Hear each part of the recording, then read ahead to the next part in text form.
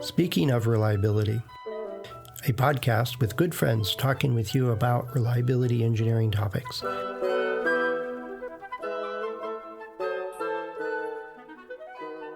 Welcome to Speaking of Reliability. This is Fred Schenkelberg. And this is Kirk Gray. Hey, Kirk. In your reliability work and stuff, have you worked with suppliers at one point or another? Very much so. It's I've been to China and seen the suppliers and walked the lines of suppliers and discussed. I drove up to one of them. It was a problem child that had contamination. And we were trying to figure out where this is coming from. And it looked like, a pretty good mixture of dust and debris type stuff all over it, our boards, and they caused problems. And so I flew to Korea, and in the morning I'm getting a taxi out to the plant, and they had a gravel loading dock. The base for their loading dock vehicles and stuff was that. So my cab's pulling up to that side of the building. And when he stops, this big cloud of dust went right onto all these bare boards sitting on the dock. I think I got a picture of where this contamination going. So I got out and told him, when you fix this, then call me again and we'll check it. Right. But don't ship us anything because none of these boards are going to ever work. And they're like, nah, I'm not going to waste your time. Go fix this. And they were claiming they didn't have room and it was just buffering. It's a short term. I says, my taxi just contaminated $20,000 worth of circuit board sitting there. So you're not, fix this. And so I went back to the hotel, booked my flight back home. Wow, I was on site for short 20 visit. minutes. Yeah.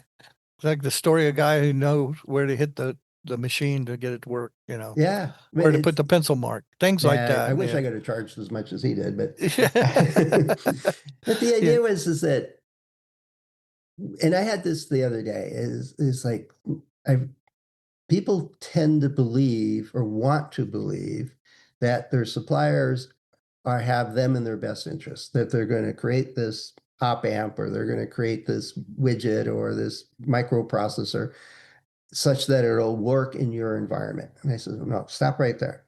Yeah. They don't know where you're using this. Right. There's no way. They're making, I worked with a diode company once, or ferrite. It was, what were they making? It wasn't diodes. It was wire round. Ferrite beads that put around to decrease EMI? Oh, no, not the beads. It was I'm drawing a complete blank on the name of it, but it was a real small wire round and it was around a magnet. Yeah. An inductor? Inductors. That's what it is. Thanks, inductors. And there's capacitors, inductors. Okay. And I said, how do you design these for like the auto industry or for this one? I was like, we have no idea. It's a catalog item. If you want an inductance of this month, get this one. And well, do you do anything different for space or military? He says, no, everything's off the shelf. If you want an inductor from us, and he says, why do you do that? And he says, the computer industry, this time it was like HP and Intel and Dell and others were buying so many inductors for their motherboards that everybody else was noise. And so they said, our biggest customers are the computers. Right. Yeah, what about hard drives? Oh yeah, but we don't worry about that because that's their fault if they put ours in there and it doesn't work. I don't know. Right. They had no ideas. They said, do you ever get one that goes into satellite? Oh, I'm sure they're in satellites. They're in cell phones. They're in here. They're, like, okay. Right. They don't know that. They can't keep track of all the applications especially the small component suppliers we talked about. And they're not being bought by the customer. Like the end product, the plate name, they're being bought by the contract manufacturer that's building it. So they're sending reels of 10,000 to for a Foxconn, and they build the circuit boards and it's up to Foxconn then to trust their suppliers. And in fact, the suppliers say, for instance, a plastic encapsulated microcircuit has got, a supplier to the wire sometimes. Some of them, I guess, are vertically integrated or controlled. The company controls every Mm-hmm. part of the process, from stamping the wireframe or the lead frame or whatever. And then there's the epoxies for encapsulation, which are critical in their expansion, their thermal coefficient of expansion, and To the be able to maintain formulas a seal. Yeah. are critical and are usually proprietary, and they may be supplied by somebody else.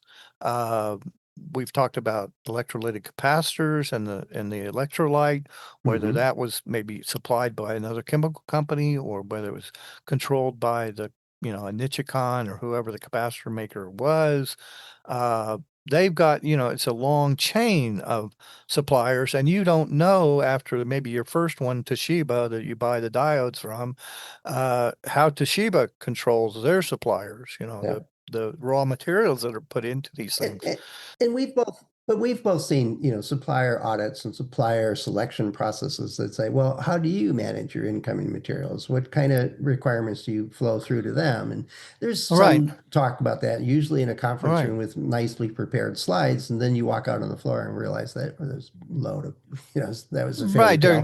they're selling you something, right? They're Yeah, selling you what the fact that they really may or may not be doing this, and may only do this when a certain failure rate occurs in certain products with one of their bigger suppliers. Like, that was what's great about working for Dell. They yeah, would respond. They would answer your questions, yeah. and they No, would, you had weight.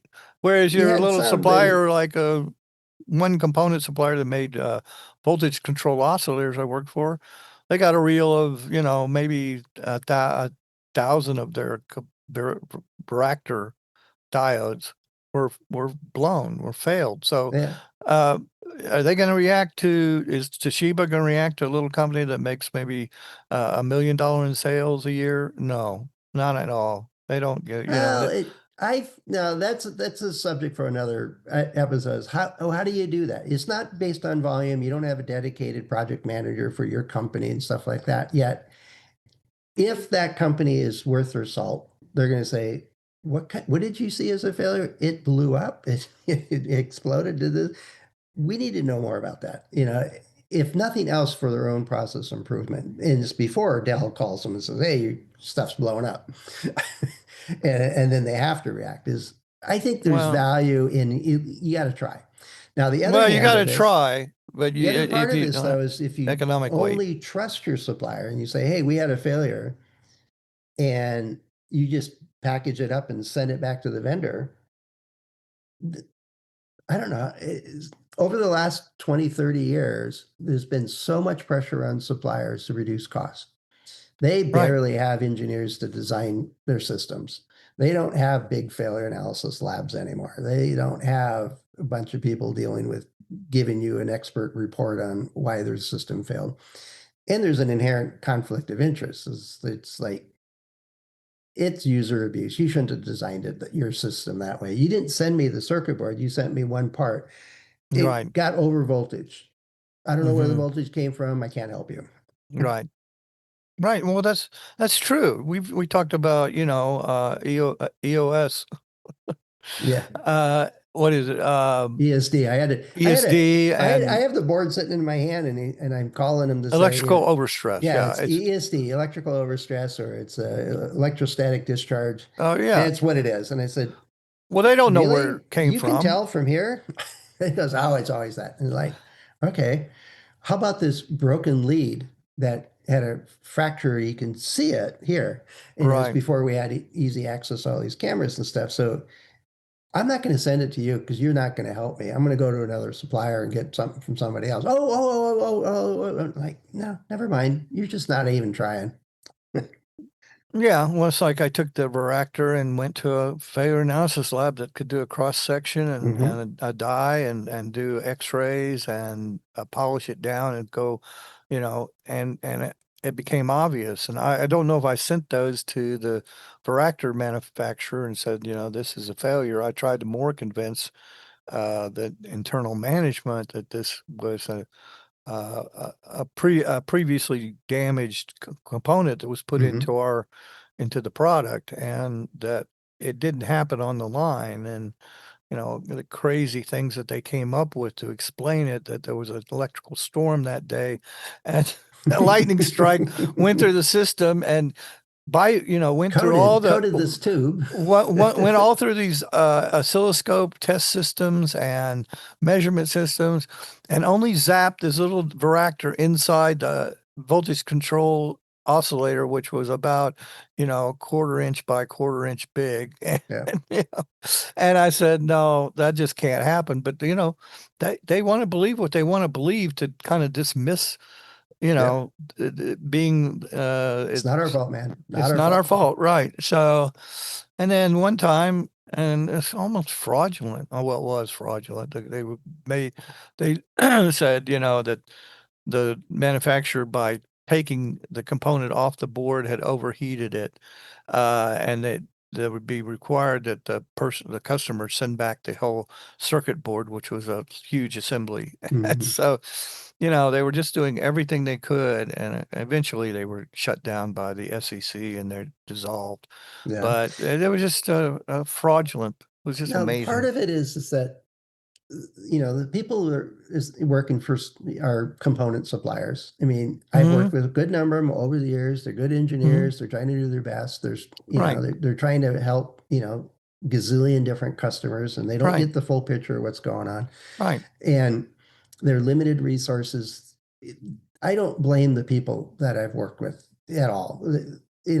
I've heard some just silly things and said, that's more of an ignorance problem and company policy problem. But the part of it is that, like the inductors that I was working with, is well, how do you make sure your system will work? And says, well, since we really don't know where these are used, and we know that some are in computers and some are here, there, and everywhere, we just use the international standards to say it'll work under these conditions and under these types of things. And I said, that's pretty easy to pass. And he says, but our customers look for it on the data sheet. Did we pass all these standards? Right. And some customers will say, will it do this, this, and this? And here's a different test regime or set of requirements. And we have limited resources to respond to stuff like that. Unless it's worth our time to go set up a test rig just for this one sale, we're not going to do it. And I get it from their point of view. I understand that there's an impossible situation. They can't custom build every verification for every situation, every environment. You just can't. No. And we're not paying them to do that.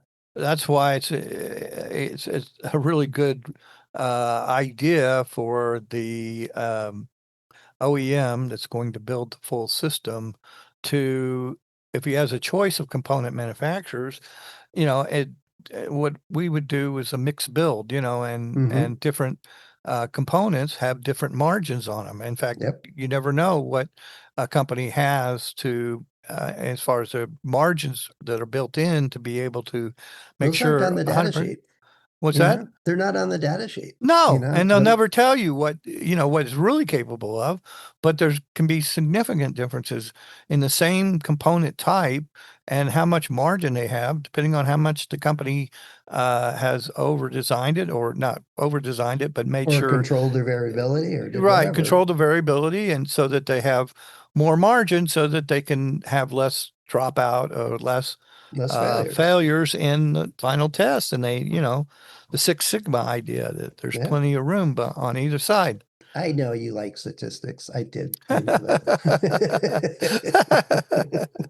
In a crude way, maybe so, Fred. Okay, yes, right. I do know how to count. So yes. Okay, you're right. But I think most of reliability is finding the unexpected, the unintended, the unknown when you get the whole assembly together. And because there's so many, besides the design, there's certainly the criticality of the manufacturing process. So I met, and that's another thing that the supplier of all these components can't know is, what the temperature reflow, you know, and they can Yeah, here's our suggest what, recommendations, but here's we our have, recommendation, but they can't it's just like the recommendations for user end use conditions. mhm, Again, if anybody looked at a standard maximum operating environment for any laptop, it usually had the plus 35 degrees C was the top end. Well, of yeah, course, it gets to 40 in many countries and many places. So, it's kind of a pointless thing to put in a spec sometimes yeah, because there's always margin around it. There's always got to be margin.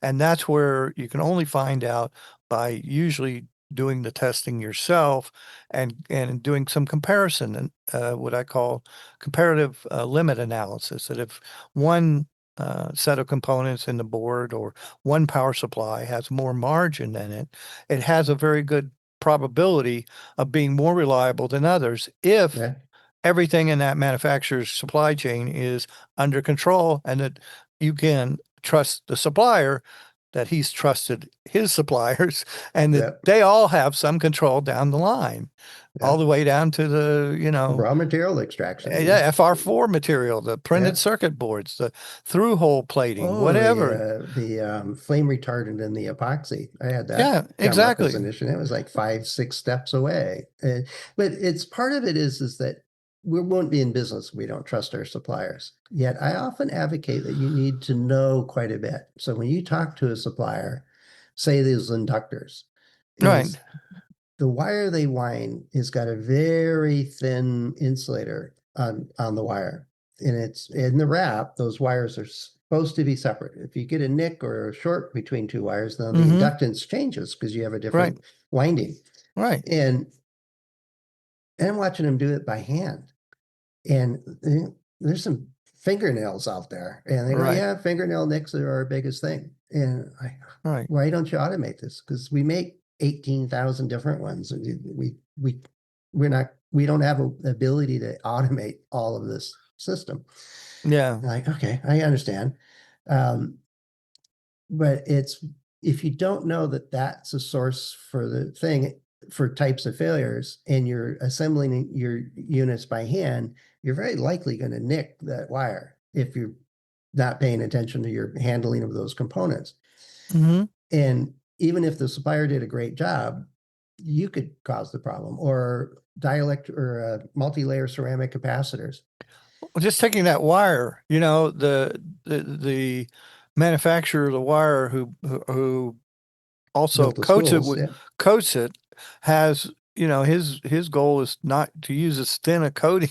He don't want to spend a lot of money on the coating, just like Well, it changes the gold dielectric properties plating. if it's too much. Yeah. Yeah. There's all kinds of So, stuff like that. right. But So they got it's, all kinds of variabilities and how robust or, scratch resistant that hard that coating is. The insulator is, insulator, yeah. yeah, very thin. You're right. You can scrape it off easily with just your fingernails. Yeah. That they have, they have their own suppliers of that material that they don't make it. They have to buy it from a chemical manufacturer of some sort and put it on their wire. So that's again, they may have an option or may have multi-suppliers, Oh, yeah. multiple suppliers of And that. it might be a variable on the machine that does it. But Right. the idea though is that for each of the, like multi-layer ceramics, it's Yeah. a fraction of a cent. Everybody uses them, but looks they're a piece of glass. They break. Glass and All kinds metal. of different. Yeah, They're glass and fragile. metal. Right. Yeah. And so it's being aware of how things are made and how Mm-hmm. things could fail goes a Mm-hmm. long way into how you design stuff, how you put stuff together, how you manufacture it, and pay attention to not inadvertently causing problems, but also understanding in our environment, will that fragile device work? Or will this thing that inherently is moisture sensitive work in our humid Right. environment that That we're kind in? of loops back to our previous podcast about failure mechanisms, Yeah, understanding those. So if you're interested, go back and listen to Corey Coyne few podcasts ago. I think we had yeah. that one. But that's important. You got to know. You got to You got to know know what you got to material know as science. You have to know. some of the manufacturing processes. you have to know auditing techniques that they may use, what they do to monitor their materials Yeah. incoming. But pay attention to that. It's not just go, oh, we buy it and it must be good because they're a big company. I don't buy that. Yeah. It's no, you need to, if it's important, if your label is on the box, it's your fault. At the end of the day, the That's customer's right. going to call They're you. going to look at you, right? Not Toshiba about the That's right. diode that's inside your box, but they're going Yeah, to they're call not going to call, HP, the Dells, the, they're going to call the all those. nameplate. And Right. so you need to trust but verify. And to verify, you have to have enough knowledge and sometimes more knowledge than your supplier so that you can, if that's where you want to buy that product and they're not using process control techniques to minimize variability, you need to teach them that. And I've heard the argument, well, if I teach them that, they'll use it for their competitors. And like, do you have a competitor in mind that you want to go to that does it? They will meet your requirements. Then teach them. It's okay if they use it with everybody. They were a better supplier for you. They have a better business model then. But you can't just keep them in as adversaries and continue to get poor products from them and not do anything about it. It just doesn't make sense to me. I might be wrong, and some MBA will tell me what I did wrong, but the idea is that well, you do have competitive, you do want, but pricing's not the only thing, Kurt. I've often heard that from procurement is that I have to have multiple suppliers for two reasons. One, if one of them has a natural disaster in their plant and they go out and that goes out, I have a supply. Right. Assurance of supply makes sense. Two is I want a competitor so I can say, hey, they gave me a fraction of a cent off. You need to give us a fraction of a cent off. The competitive pricing. Right. And he says, well, which one of them is actually creating a product that works for our system? Oh, we don't think about that. We're just after price. Okay, we need to talk. Yeah, that's where you want to, again, get engineering involved and say, which one of these has more margin? Can you put them in your power supply and see if that's, or put the power supply and just test it and see what has more margin. That's it. The only thing I can see doing other than, you do the I don't know, you can do the audits and things, but they'll tell you things. And to me, physics don't lie. The world of vibration and thermal stress just tell you what the real capabilities of the product are beyond the spec. Yeah, and the or more you have, what's that? A good oscilloscope, a good, right. Understand your circuit and like, why am I getting this weird behavior here? What's going on? Right. So anyway, yeah, it's a tough one that when you pick a supplier, you have to believe or trust that the supplier also trusts their own supply chains into their product. It only goes so far. If you still need to verify, and I think that's the real trick, is that they're good people. They're trying to do their best in an impossible circumstances. Right. And yeah, you if it's important to you and your customers, you need to get involved with your supply chain and really understand where your risks are, what you need to do to improve it. And you always know, general, your suppliers don't want to create failures and don't want to have, parts that. No, it's not something they want. No, most everybody, wants to do a good job. Right. They want to be a good supplier. And so if you can help them do that, then you both win. That's the way I look at it. Right. That's true. But Kirk, us as suppliers of knowledge, you can trust us. check the numbers twice, bounce the advice off for somebody else you trust. But you also have other suppliers of this kind of information, and that's right. And we tell you where they are. We list all kinds of shows and all kinds of sites and webinars, podcasts, conferences, everything else. So, and you do have a variety of people and attitudes on the Speaking of Reliability podcast. Yeah. Me being probably the one that goes against the grain the most. Well, there's that. Yeah. You add a little grain to the conversation. I cut straight to the, It's just deal a with different. failures. I came to in a very different path to reliability, and that was from the field and working on equipment and setting up equipment, and it's just a different world. Yep.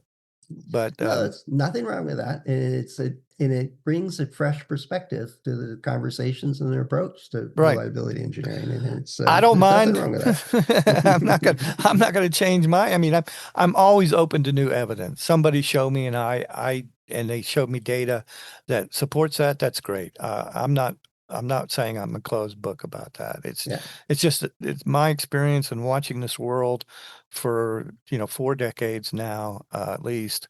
I'm just I know kind of where it is that the truth lies, what some of the business motivations are behind keeping systems that unfortunately are profitable to the supplier, but not to the customer, being the taxpayer. But other than that, we just we buy something, knowing either like you have some past history with these suppliers too. And for me, the consumer for commercial products that I buy, like the printer we just talked about, I go to Consumer Reports, and they do surveys of field and people, and customer, Mhm. the actual users, and hopefully they're fair. I think they're limited. Maybe they're not as broad, but that's another way that I can trust a supplier is to reference their history Yep. and their manufacturing consistency. Yeah. No, so anyway, one way you can trust us is if you send us a question or have a comment or something like that, we'll get you an answer or resource or, point you in hopefully the right direction and help get you moving along. And we'll probably put it on one of the future podcasts and make it a question that we Good chat about. segue. Yeah. So, send over your questions or comments, ideas, thoughts, all that good stuff. We'd love to hear from you. And we're at ascendoreliability.com/go/SOR. And you can, Kirk and I and the other hosts are available through LinkedIn and our About pages. So plenty of ways you get in touch with us. We try not to be too hidden away. Right. Um, and we say this every episode, but we haven't got like 10,000 requests in 1 week yet. It just hasn't happened. Right? Well, we do appreciate your feedback, and let us know what you want to hear about. I think Fred and I, over the 10 years, have covered everything I can think of we covered, but maybe there's a new subject, there's new technology that's coming up, and we haven't heard about or you'd like to There's all discuss. kinds of stuff. I mean, I don't think we talked about supplier trust before. We may have indirectly. We've Indirectly, talked mostly. we focused on it today. Right. So plenty more topics out there, I'm sure. You remember when we started, Kirk? We thought we'd get like 20 episodes and run out of stuff to talk about. No, as long as there's no, yeah. I do remember in 2016 when we started this. Yeah, okay, we'll do a few sessions. See what happens. Yeah. And here we are 10 years later, and probably 20 or more hours of discussion. Probably more than Easy. that. Oh, way more Easy. than that. Yeah. Yeah. So, No, it's been fun, and I'm looking forward to a lot more ideas and comments and questions from the audience so that we keep it going. And yeah, we're not finished yet. At least not we yet. may be finished for today, but not for a future SOR podcast. There you go. All right. Thanks, Kirk. Okay. We'll let you go. All right, Fred. Cheers. It's good to talk to you. Thanks for listening to Speaking of Reliability. We invite you to join the conversation. If you have a question or a topic that you think we should discuss in a future show, please let us know.